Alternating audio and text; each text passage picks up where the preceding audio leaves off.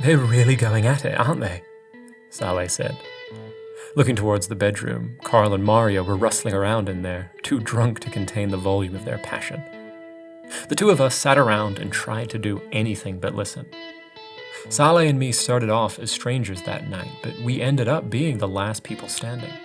It was the biggest party of the summer, and we were the only lucid survivors. We were holding hands. Yeah, I replied.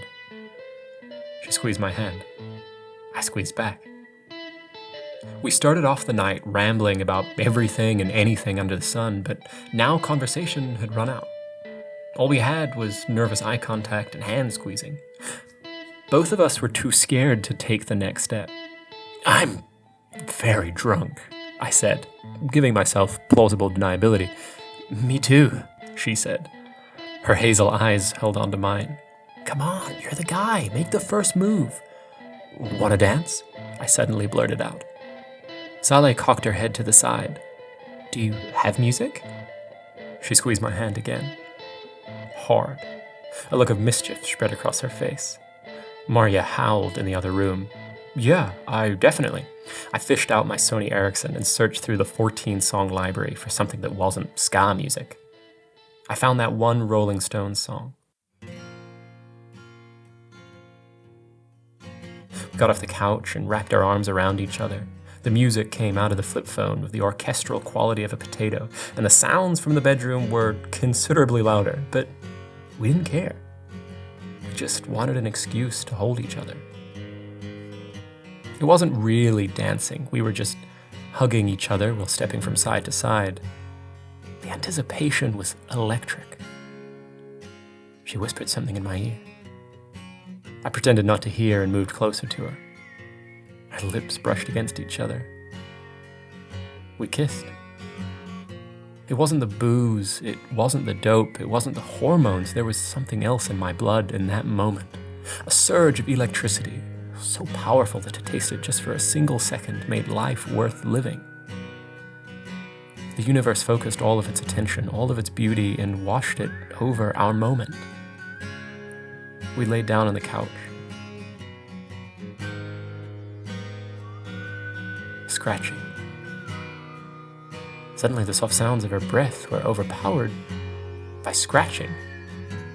I pulled back. Sale looked at me with those heart-melting eyes. What's wrong? The scratching grew louder, more furious.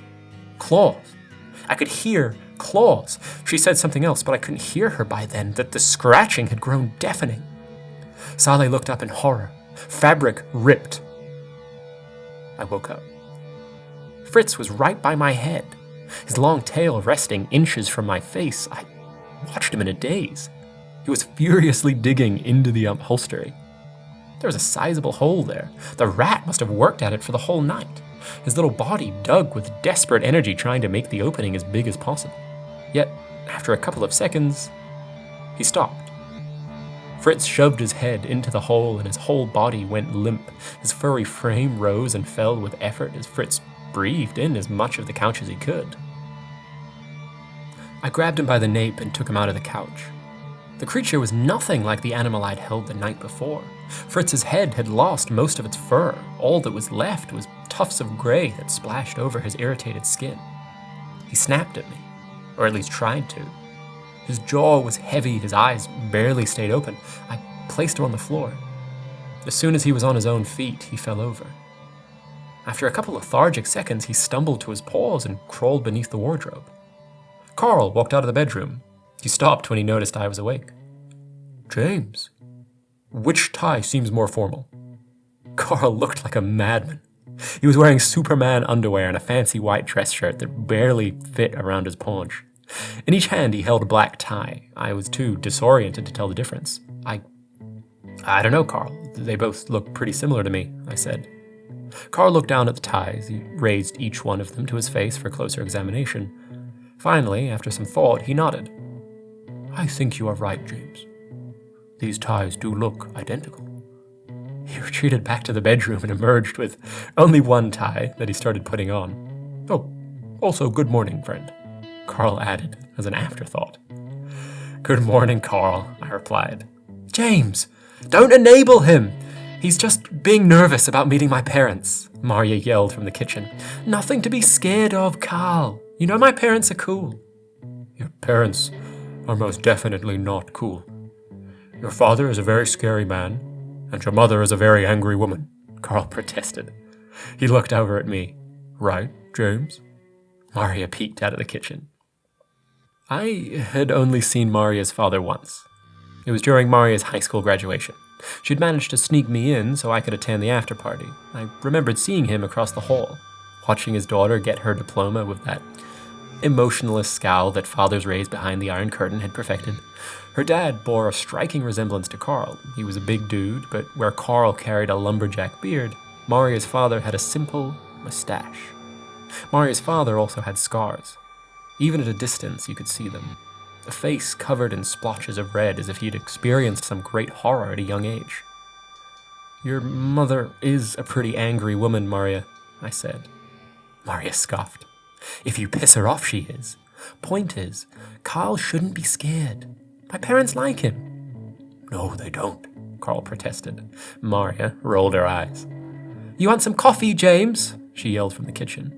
"Sure," I said. I tried sitting up, hoping to lose a bit of my drowsiness, but something was wrong. I fished my left hand from under the couch. Somehow, as I slept, I clawed my index finger into the stuffing of the couch. It took effort to take it out. It was as if the upholstery had wrapped itself around my finger. Maria brought me my coffee and said something about how they were going to a nearby restaurant for the lunch, but her words fell on deaf ears. I was completely focused on my pointer. The skin around it was an unhealthy red. It was cold to the touch. All the feeling in the finger was gone. I could move it, but the movements were sluggish. It was as if the finger was in a deep sleep. As Maria and Carl got ready, I tried to reassess how damaged the finger was. I didn't snap out of the mystery until I heard the front door slam shut. I wasn't alone, though. "Quit worrying about your finger, Tiger. You just slept funny. Think about more pleasant things." The voice in my head slithered back. "Remember how soft Saleh's skin was? How sweet her perfume smelled as you two made love." I laid back down and ran my hand across the couch. For something so old, it was so remarkably smooth. Fritz was suddenly back by my head. He ran towards the hole that he had worked on prior and started clawing at it again. He tore the threading frantically. He wanted to be back inside of the couch. He needed to be back inside of the couch. I reached out to pick him up, but reconsidered. "Leave him be, Tiger. He's just enjoying himself."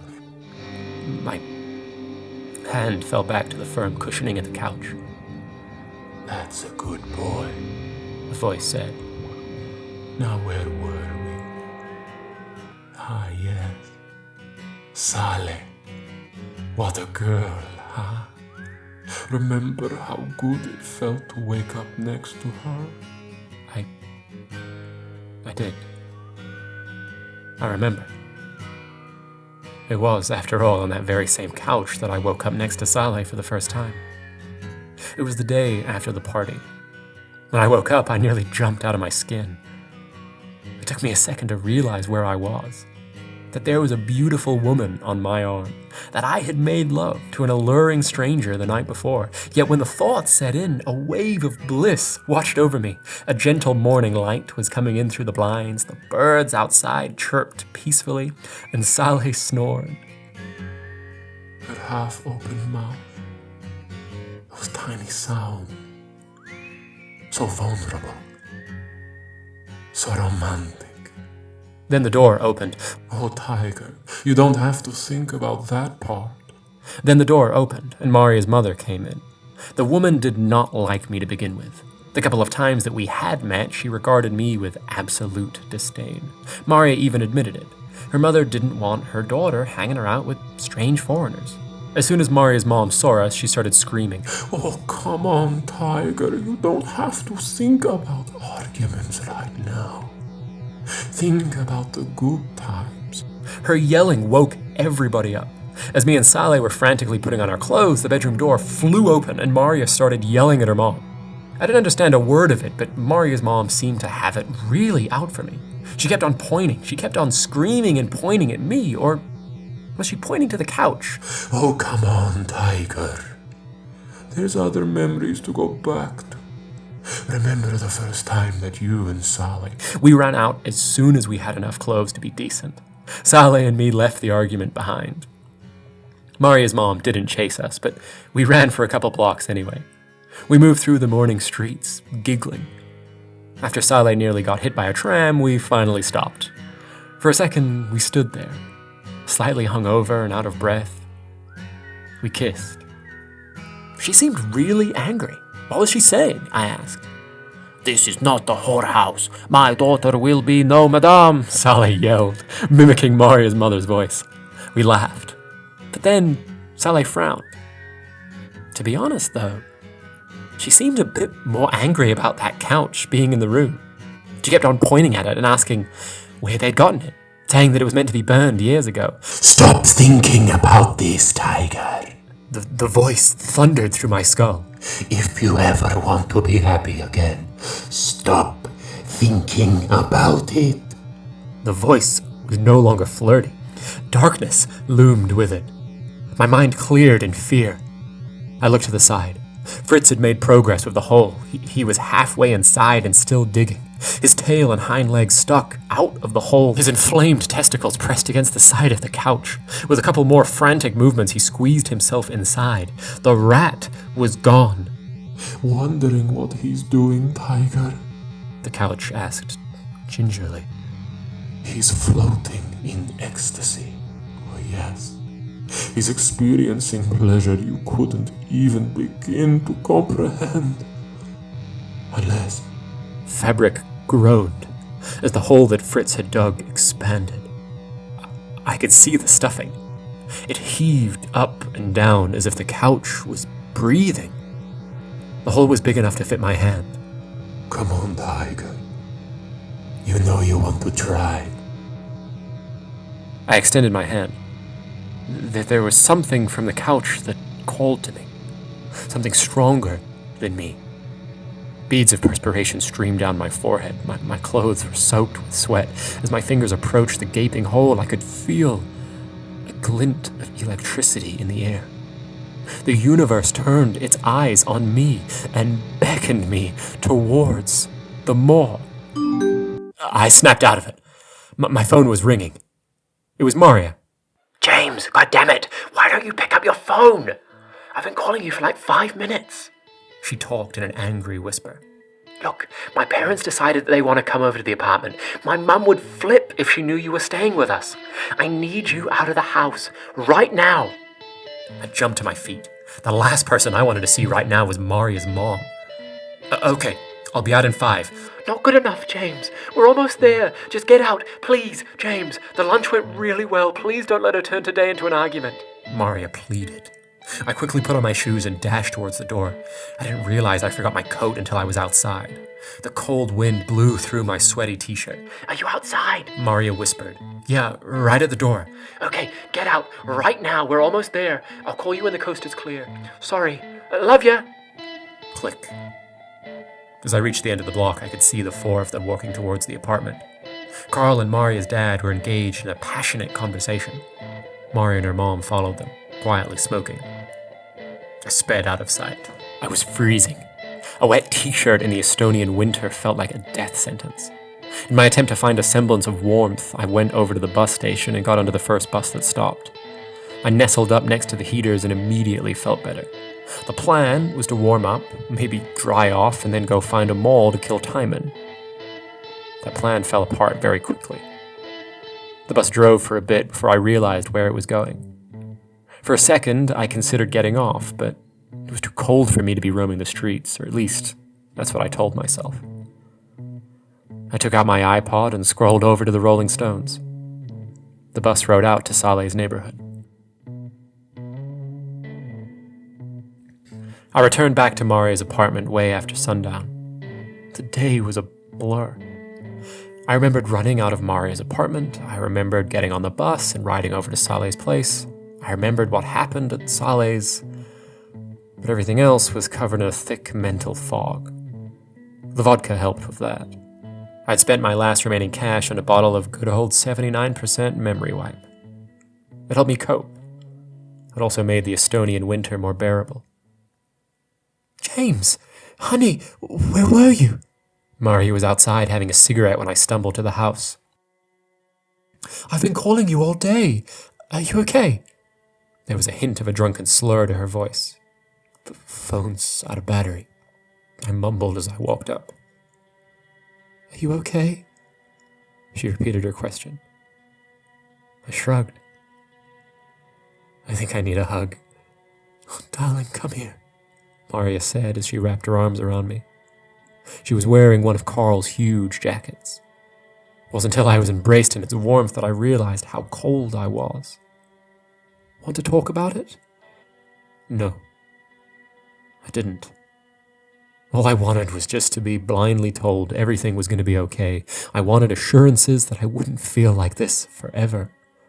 I needed to know that I would get over Saleh, yet Maria just sighed. I know it's hard, James. When you're ready to talk about it, I'm here for you. She sighed again. I could smell the booze on her breath. Thank you for leaving the house when you did.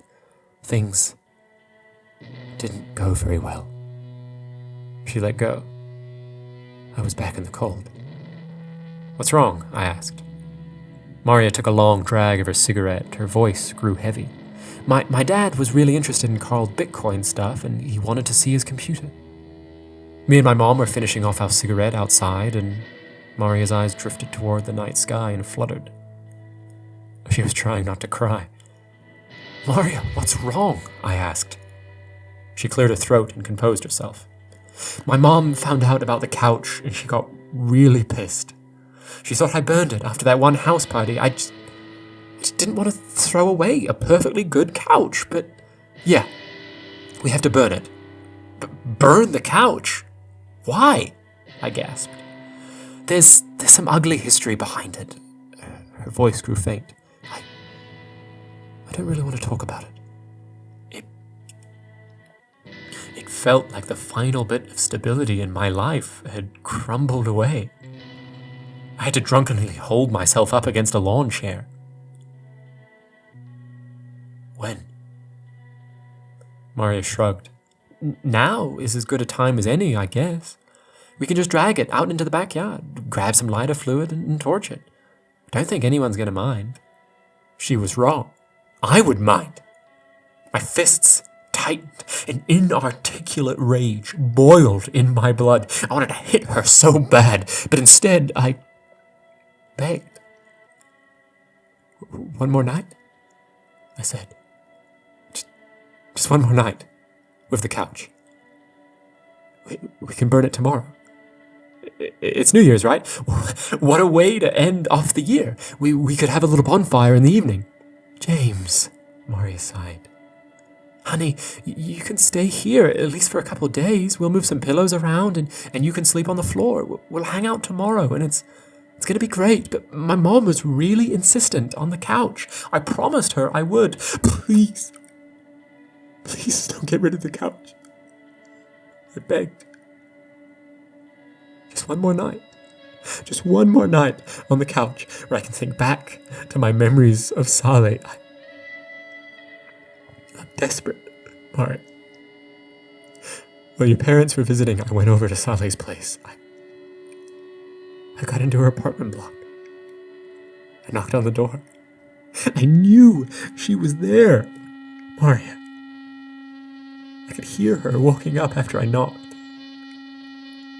When she looked through the peephole, she completely ignored me. She just stood there, like I didn't exist. I called. Maria. I called her phone. I could hear it ringing in the other room. I called until my goddamn battery ran out, but she never picked up. I traveled halfway across the continent on my last dime, and she wants nothing to do with me, Maria. The love of my life won't even answer her phone.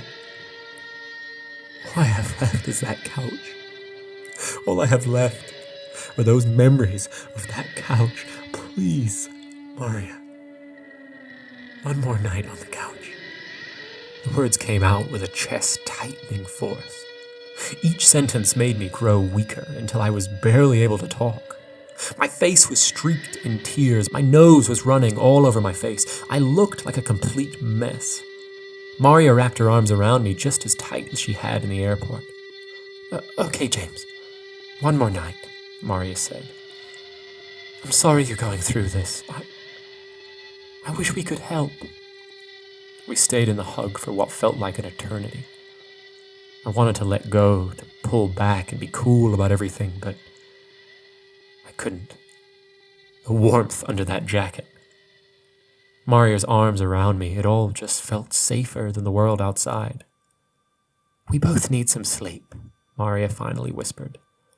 Carl barely noticed us when we walked into the apartment. He was sitting on the couch, stuck in a deep thought. When I saw him, an unexplainable pang of jealousy ran through my body. Me and that couch had something special going on. I cleared my throat. Carl jumped up in surprise. James, you're back. Where were you? We were worried about you, Carl said. I went to Sale's. Oh. He dropped his eyes away from me, not knowing what to say. He looked over at Maria. You told James about what happened with your dad? Something happened with your dad? I asked. Maria stared daggers back at Carl. She spoke slowly, with a hidden force beneath her words. I have told James that my mother was very angry about the couch. We have decided that he will sleep on the couch for one more night, and then we will burn it tomorrow. Does that sound okay? Carl furrowed his brow. Yes, he finally said. He stood in the doorway of their bedroom, leaning forward, as if he was about to say something else, and Maria cut him off. We should all get some sleep. Yeah, I said, sprawling out onto the couch. Welcome back, Tiger. They whispered to me. Did someone have a rough day? The voice soothed the pain in my chest. The world started to become more manageable. Carl and Maria went off to bed without saying much. There was something up, something that they were in disagreement about, but it was none of my business. The couch kept me company. It's all going to be okay. You'll see. The couch whispered to me in its silky voice. You'll get over her. You'll find someone better than Saleh. And in a couple of months, you won't even remember her. You'll forget all about the relationship altogether. But you know who'll remember? She'll remember, Tiger. Oh yes. Saleh will be thinking about what an idiot she was to let you go. The light in the bedroom was off, but I could hear Maria walking around and calling out for Fritz. She peeked her head into the living room and asked me if I saw him. I told her I didn't. She gave up and went to sleep. Don't think about the rat. The hole that Fritz made in the upholstery was gone. There wasn't even a sign of scratches. The whole couch, in fact, looked to be in better shape. The stains had completely disappeared from the couch. Loose threads were nowhere to be seen. The floral print had taken on a colorful shine. Stop it! The voice hit my head like a blunt object. A fog covered my thoughts. Everything felt so impossibly distant, but beneath that fog was a gentle tone of sweetness. Come on, Tiger. Let's just enjoy this night together, huh? Lay here with me. and let's just bathe in each other's company. The couch gently shuddered like a tantric massage chair. I heard the groaning of fabric. The place where Fritz had been digging spread apart to reveal a hole. Beyond the upholstery was stuffing. It pulsed with fleshy energy. The couch trembled with anticipation. Touch me, tiger. You know you want to. I reached out as electricity flowed through my body. The universe turned all of its spotlights on me. The mind fog thickened into a blanket of ecstasy and wrapped me up. All other thoughts disappeared. My soul danced to the chaotic tune of life. I was trapped in a wave of orgasmic rapture. Doesn't that feel so good, tiger? Isn't this just exhilarating? Well, don't you worry. We can do this every night. Don't listen to anyone else. Nothing will get between us. It's you and me, tiger. It's you and me.